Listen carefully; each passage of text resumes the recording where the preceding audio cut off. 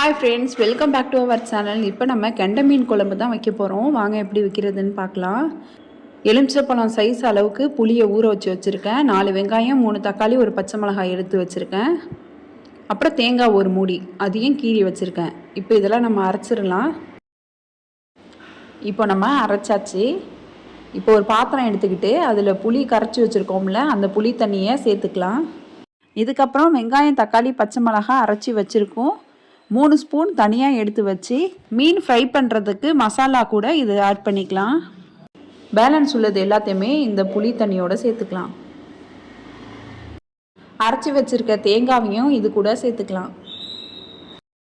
குழம்புத்தூள் 2 table spoon add பண்ணிக்கலாம். உப்பு தேவையான அளவு ஆட் பண்ணிக்கலாம்.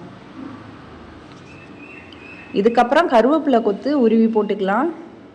இது ரொம்ப ஈஸியான ரெசிபி தான், நம்ம டக்குன்னு செஞ்சிடலாம். டேஸ்ட்டு ரொம்ப சூப்பராக இருக்கும். இதை மிக்ஸ் பண்ணி தனியாக வச்சிடலாம். இப்போ ஸ்டவ்வை ஆன் பண்ணிக்கலாம்.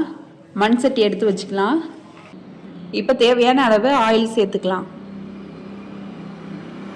இது தாளிக்கிறதுக்கு என்னென்ன பொருள் தேவைன்னு பார்க்கலாம். தாளிப்பு வடகம் கொஞ்சமாக சேர்த்துக்கலாம். அதுக்கப்புறம் கருவேப்பிலை கொத்து உருவி சேர்த்துக்கலாம். மிளகாத்தூள் 2 டேபிள் ஸ்பூன் சேர்த்துக்கலாம். மீன் குழம்பு கொஞ்சம் காரமாக இருந்தால் தான் டேஸ்ட்டு நல்லாயிருக்கும். மறுநாள் சூடு பண்ணி சாப்பிடும் போது இன்னும் டேஸ்ட்டாக இருக்கும். இதுக்கப்புறம் அந்த புளி தண்ணியில் நம்ம மசாலாலாம் வச்சு மிக்ஸ் பண்ணி வச்சுருந்தோம்ல, அதை எடுத்து இதுக்கு மேலே ஊற்றிடலாம். இப்போவே கலர் எவ்வளோ சூப்பராக இருக்குன்னு பாருங்கள். இதுக்கப்புறம் ஒரு மூடி போட்டு மூடிடலாம். நல்லா கொதி வரணும். கொதி வந்து எண்ணெய்லாம் பிரிஞ்சு வரணும். அதுக்கப்புறமா தான் இது கூட நம்ம மீனை சேர்க்கணும். இப்போ நல்லா கொதிச்சிடுச்சு. மசாலாவோட அந்த ரா ஸ்மெல்லாம் போயிடுச்சு. இதுக்கப்புறமா நம்ம மீனை சேர்த்துக்கலாம். மீன் சேர்த்ததுக்கப்புறம் ஒரு கொதி விட்டைக்கு நம்ம ஸ்டவ்வை ஆஃப் பண்ணிடலாம். ஏன்னா அதுக்கு மேலே கொதிக்க விட்டோம்னா மீன் வந்து உடஞ்சிரும். இதுக்காக தான் நம்ம முன்னாடியே புளி தண்ணியோட மசாலா சேர்த்து கொதிக்க விட்டோம்.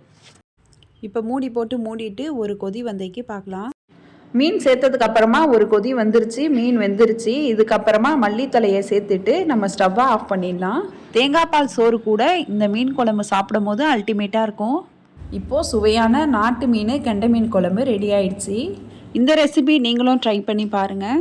மீனுக்கு எப்படி மசாலா போட்டு ஃப்ரை பண்ணோம் அப்படிங்கிற வீடியோ நெக்ஸ்ட் அப்லோட் பண்ணுறேன். இந்த வீடியோ உங்களுக்கு பிடிச்சிருந்துச்சுன்னா லைக் பண்ணுங்கள், ஷேர் பண்ணுங்கள், கமெண்ட் பண்ணுங்கள். மறக்காமல் சப்ஸ்கிரைப் பண்ணிவிட்டு பக்கத்தில் உள்ள பெல் ஐக்கானை கிளிக் பண்ணிவிடுங்க. தேங்க்ஸ் ஃபார் வாட்சிங்.